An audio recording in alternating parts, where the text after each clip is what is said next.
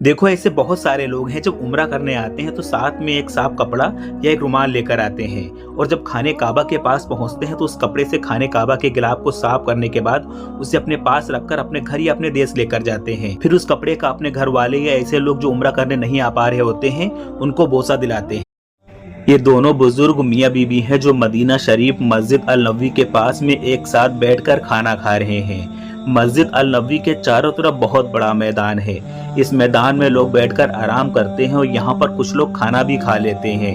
उसी मैदान में ये दोनों मियाँ बीबी एक साथ बैठकर खाना। आप सल्लल्लाहु अलैहि वसल्लम ने एक मर्तबा जिब्राइल अलैहिस्सलाम से पूछा, कभी तुम्हें आसमान से बड़ी जल्दी में जमीन पर उतरना पड़ा है? जिब्राइल अलैहिस्सलाम ने जवाब दिया, 4 मर्तबा ऐसा हुआ है। एक जब हजरत इब्राहिम अलैहिस्सलाम को आग में डाला गया तो मुझे उस वक्त हुक्म हुआ कि खलील के आग में पहुंचने से पहले पहले जमीन पर पहुंचो। दूसरी बार जब हजरत इस्माइल अलैहिस्सलाम की गर्दन पर छुरी रख दी गई थी तो मुझे हुक्म हुआ कि छुरी चलने से पहले ही जमीन पर पहुंचो और छुरी को उल्टा दो। तीसरी मर्तबा हुक्म हुआ कि हजरत यूसुफ अलैहिस्सलाम को कुएं की तह तक पहुंचने से पहले जमीन पर पहुंचूं और कुएं से एक पत्थर निकालकर हजरत यूसुफ अलैहिस्सलाम को उस पत्थर पर आराम से बिठा दूं। और चौथी मर्तबा या रसूलुल्लाह सल्लल्लाहु अलैहि वसल्लम जबकि काफिरों ने आप सल्लल्लाहु अलैहि वसल्लम का दंदान मुबारक शहीद किया तो मुझे हुक्म हुआ कि फौरन जमीन पर पहुंचूं और आप सल्लल्लाहु अलैहि वसल्लम के दंदान मुबारक का खून जमीन पर न गिरने दूं।